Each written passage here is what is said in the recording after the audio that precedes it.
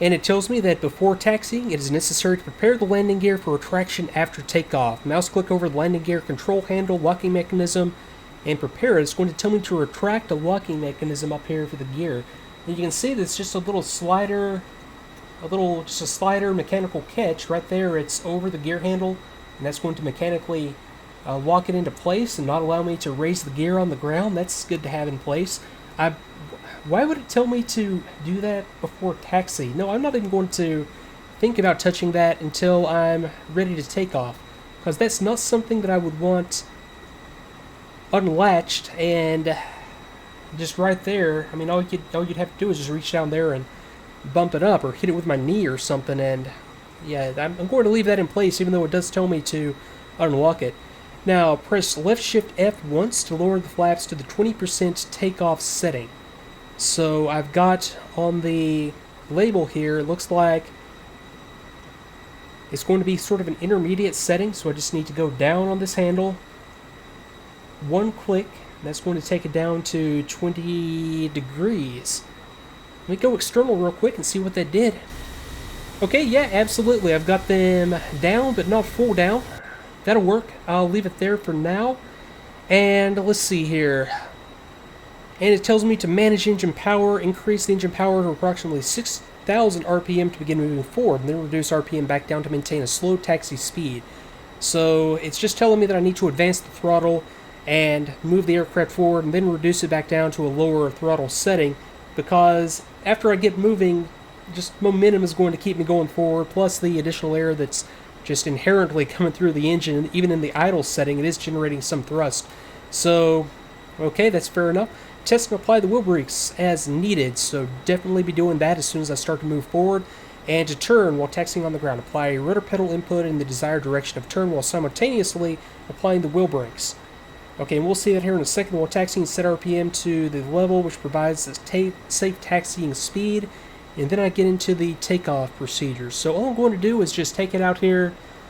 I'll just take it around the ramp real quick, just kind of taxi out here and come right back to my spot, and we'll get airborne in the next one. So, okay, let me go back to right here. Now, okay, flaps, gear. Okay, I was going to leave that, that's right. Let me have the crew chief remove the chocks. So, let's go ground crew, wheel chocks. Remove, please.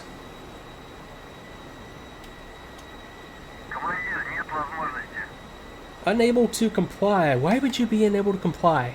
That confuses me greatly, because there's no reason they shouldn't be able to comply. Could it be...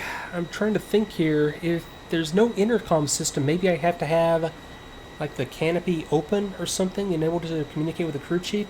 It would normally just be a hand signal. It's kind of a... you just kind of put your fists together and sort of separate them, pushing the thumbs out, and that's sort of like the universal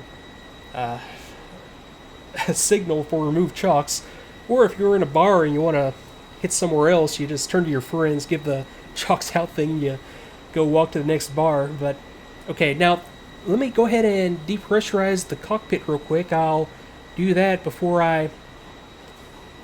Okay, I can hear the little compressed air thing pop off. Now I'm down to zero differential. Now at this point I can open the canopy.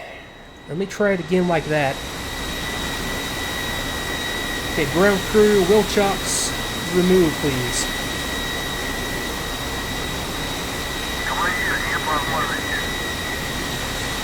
Well, I am confused. Why would I not be able to remove the chocks at this point? There's no reason for me not to. Okay, let me repressurize.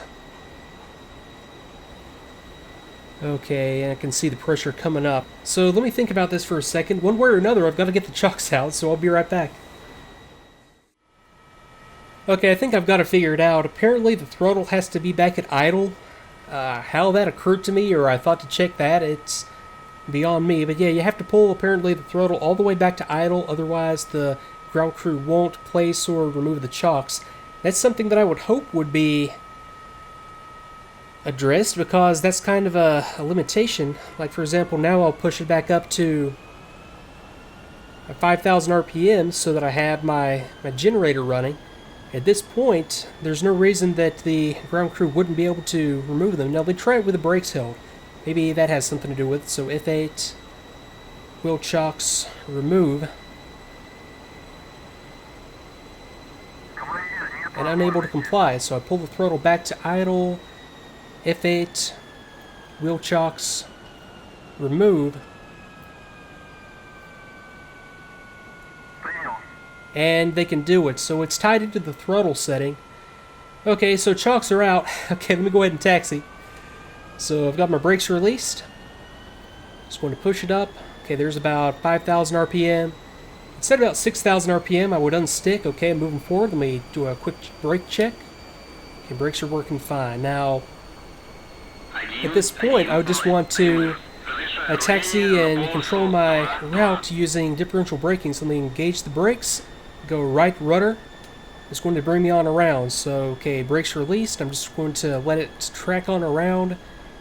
And it's tending to straighten back out. Just a little bit more braking with some left rudder to get it straightened out. Oh, it's very fluid. It's kind of cool to feel it because, yeah, it's actually pretty well done. It's a good feeling of just sort of a castering wheel. It's hard to describe, but yeah, you get the sense that it's pivoting around the right point as you come around for a castering wheel. I know that probably makes no sense. You'd have to try it to see what I actually mean there. So, and just controlling my route just by differential braking, just kind of tapping the lever every now and then when I want to do something different. So, okay, brakes. Okay, right. Straighten it back out. Okay, differential braking to the left. Came to a stop. I didn't necessarily mean to just then. Okay, back. A little bit over to the left. And brakes. Okay, it gets a little bit twitchy as the speed starts to come off, but okay, that works. That's that's cool. At least I know that I'll be able to control it, albeit not very effectively that first time. That's something with practice that'll start to be more and more natural, I'm sure. Okay, so let's get this thing shut down, and I'll come back next time, start up, taxi, take off, and land in it. So, okay, shutdown, throttle to idle, close the fuel shutoff valve. Once the engine spools down, switch off all the aircraft systems on the left and right switch panels, turning off the fuel boost pump and battery last. Okay, that's, let me think about that for a second. Is there anything else that I want to do first? Okay, the cockpit is going to depressurize once the engine spools down. I'll no longer have the bleed air pressurizing the cockpit, so I don't necessarily have to do anything with this valve beforehand, although it sure would make a lot more sense to get this closed before shutting down. I'll do that. I'll go off on this valve. Okay, I've got zero differential between cockpit pressure and ambient, and just looking around for other stuff that I want to do real quick. I didn't really turn anything on during this this little session right here as far as communications or navigation. I've still got the same switches up here, and there would be no reason not to turn a lot of this stuff off before shutting down the engine either. Okay, arc switch, radio, artificial horizon, trim, nose light, and now I've just got my generator and my battery switch on. Okay, over here, these were just fuel controls, so I want to leave these on until I get my engine shut down. That would make sense. Oxygen, I can cut off the supply of oxygen coming to the mast, so oxygen supply valve is closed, and at this point, okay, now I can get to the procedure as called out. So let me go throttle to idle, and let's watch what happens here. Okay, I've got my RPM spooling down. I've got my generator light on. I've got this light. Let me check and see what this green light is real quick. I've been staring at it ever since I started the taxi. I'll figure out what that is. I'll be right back. Okay, and I'm back, and that's a light that illuminates to tell me that one of my fuel tanks is empty. Now, that reminds me, the way that this fuel gauge works is that It shows all the way up to 1050 liters. I think that's in liters. Has to be. So I actually have more fuel than that on my aircraft. So as the fuel starts to deplete, I'm not going to get an accurate gauge reading until I'm less than 1050.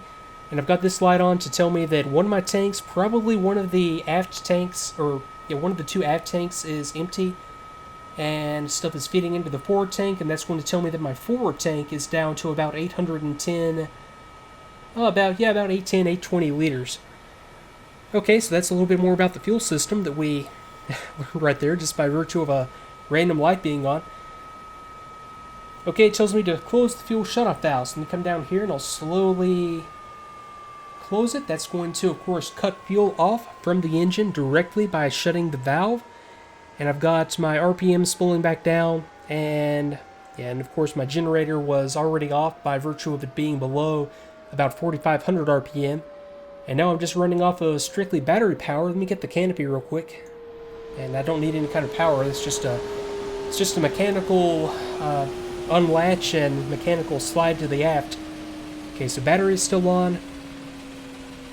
Okay, fuel boost pump and battery last. So I still have these switches over here, and it's going to be boost pump off, ignition switch off, instruments and lights off, and transfer pump switch off. Okay, and that is exactly the configuration that I came into the aircraft in. I think it is, unless I'm forgetting something that I did. Okay, and of course I still have my battery on. As I can tell, I have power on the aircraft by the 3 green lights. Battery off, and that's it. So, a very, very neat system. There's a lot of detail built into this, as I think is evident by now. I didn't, doggone it, I'll have to cover the hydraulic system next and look at the aileron boost that's controlled through this. That's like a little secondary utility hydraulic system. And then, of course, the main hydraulic system that's going to control flap and gear operation. That's what I didn't do. I didn't retract my flaps. And you can see that I have mechanical gear position indicator. This is the gear. I think this is the flap indicator right here, and I've got the little cutout in the little wing fence right there so that I can see the indicator. I have gear indicator over here, and I don't know if I have a flap indicator over there. It might just be the one. Yeah, it's just the one flaps indicator that is right here on the other side of the wing fence. So, okay, yeah, I think we learned a lot there, and next time around it's going to be a lot quicker. I'll just be able to jump in, fire it up, and then get into all the stuff that we skipped right there as far as the takeoff and landing procedures, and get to see a lot more of the stuff in action as we're in the air and working the aircraft system. So, yeah, I'll put a break in it right here, and thanks again for watching, and I will see you next time.